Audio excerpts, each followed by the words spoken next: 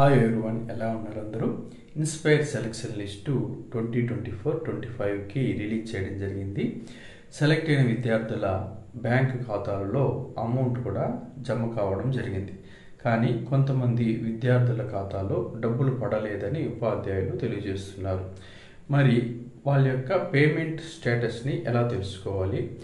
Failure అయి ఉంటే లేదా పేమెంట్ అండర్ ప్రాసెస్ అయితే తదుపరి చర్యలు మనం ఏం తీసుకోవాలి అనేది ఈ వీడియోలో తెలుసుకుందాం.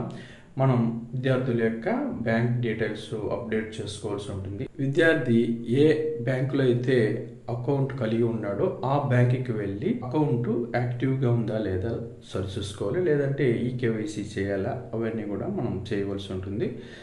నెక్స్ట్ ఈ పొరపాటు మనం చేయబోయే నామినేషన్స్లో జరగకుండా ఉండాలంటే నామినేషన్స్ వేసేటప్పుడే ఎటువంటి జాగ్రత్తలు తీసుకోవాలనేది కూడా ఈ వీడియోలో తెలుసుకుందాం. ఇందుకోసం ముందుగా మనం క్రోమో ఓపెన్ చేసుకుని క్రోమోలో ఇన్స్పైర్ మోనక్ అని టైప్ చేసి సెర్చ్ చేయండి. వెబ్సైట్ ఓపెన్ చేసిన తర్వాత సెర్చ్ డీటెయిల్స్లో మనకి థర్డ్ వన్ చూడండి, పేమెంట్ స్టేటస్ అని దాన్ని క్లిక్ చేయండి. క్లిక్ చేసిన వెంటనే మనకి ఈ విధంగా అడుగుతుంది.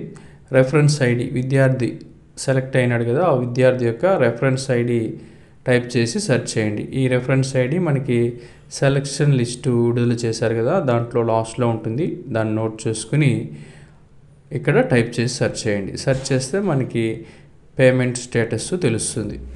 ఈ పేమెంట్ స్టేటస్ 3 రకాలుగా మనకి రావడం జరుగుతుంది. సక్సెస్ అని వస్తే విద్యార్థి యొక్క బ్యాంకు ఖాతాలో 10,000 రూపీస్ జమ అయిందని అర్థం. అండర్ ప్రాసెస్ అంటే కొంత సమయం వెయిట్ చేయాలి, మనం బ్యాంక్ అకౌంట్ని చెక్ చేసుకుంటూ ఉండాలి.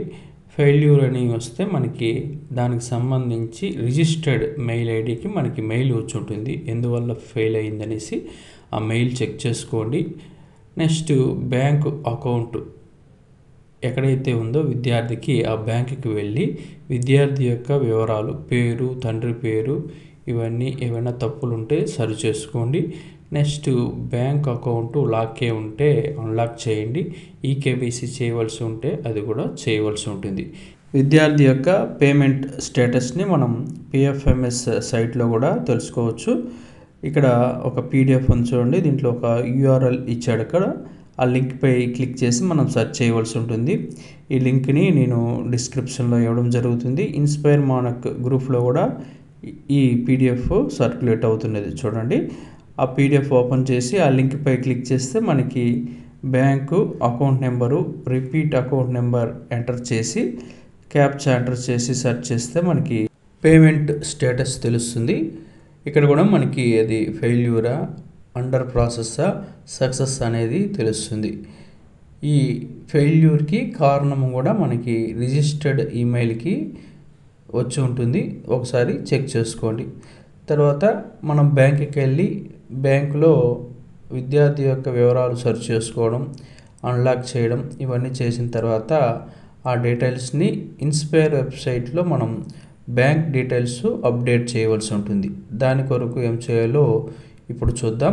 క్రోమోలో ఇన్స్పైర్ మోనక్ అని టైప్ చేసి సెర్చ్ చేయండి. వెబ్సైట్ ఓపెన్ చేసిన తర్వాత స్కూల్ అథారిటీ సెలెక్ట్ చేసుకుని మన స్కూల్ యొక్క user name, password, captcha enter చేసి లాగిన్ అవ్వండి. లాగిన్ అయిన తర్వాత ఇక్కడ మనకి అప్డేట్ బ్యాంక్ డీటెయిల్స్ అనే ఒక ఐకాన్ కనిపిస్తుంది, దానిపైన క్లిక్ చేయండి. క్లిక్ చేసిన వెంటనే మనకి రెఫరెన్స్ నెంబరు, విద్యార్థి యొక్క బ్యాంక్ నేము, ఆ bank account number, repeat account number, IFSC code enter చేసి క్యాప్చా ఎంటర్ చేయండి.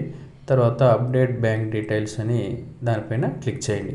ఇప్పుడు విద్యార్థి యొక్క బ్యాంక్ డీటెయిల్స్ మనకి ఇన్స్పైర్ మోనక్ వెబ్సైట్లో అప్డేట్ అవ్వడం జరుగుతుందన్నమాట. నెక్స్ట్ స్టూడెంట్ యొక్క నేమ్ స్పెల్లింగే రాంగ్గా ఉంటే మనం ఏం చేయాలనేసి ఇక్కడ ఇవ్వడం జరిగింది. ఇక్కడ మనం student reference number, correct student name, school name, district, state, ఈ వివరాలన్నీ మనం డిస్ట్రిక్ట్ నోడల్ ఆఫీసర్కి పంపించి డిస్ట్రిక్ట్ నోడల్ ఆఫీసర్ ద్వారా మనం inspire@nifindia.orgకి ఈమెయిల్ చేయవలసి ఉంటుంది. ఈ రకమైనటువంటి అన్ని చర్యలు మనం తీసుకుంటే మనకి విద్యార్థి యొక్క ఖాతాలో 10,000 జమ కావడం జరుగుతుంది. ఇక్కడ జనరల్ ఇన్స్ట్రక్షన్స్ ఇచ్చారు చూడండి. స్పెల్లింగ్, స్టూడెంట్ యొక్క నేమ్ యొక్క స్పెల్లింగు ఇన్స్పైర్ పోర్టల్లోను బ్యాంక్ పాస్బుక్లోను సేమ్గా ఉండాలని చెప్పాడు. నెక్స్ట్ బ్యాంక్ అకౌంట్ ఎప్పుడు కూడా యాక్టివ్గా ఉండాలి, అది కూడా చూసుకోవాలి. లాక్ ఉంటే అన్లాక్ చేసుకోవాలి. ఇప్పుడు మనం ఇన్స్పైర్ నామినేషన్స్ వేసేటప్పుడే బ్యాంక్ పాస్బుక్లో ఏ విధంగా అయితే నేమ్ ఉందో అదే విధంగా మనం ఇన్స్పైర్ మనకు వెబ్సైట్లో నామినేషన్స్ వేసేటప్పుడు కూడా స్టూడెంట్ నేము పాస్బుక్లో ఉండే విధంగానే ఎంటర్ చేయాలి. అప్పుడు మనకి అకౌంట్లో అమౌంట్ క్రెడిట్ అవ్వడం జరుగుతుంది. Next bank account number IFC code enter చేసేటప్పుడు జాగ్రత్తగా 1కి 2 సార్లు వెరిఫై చేసుకుని ఎంటర్ చేయండి.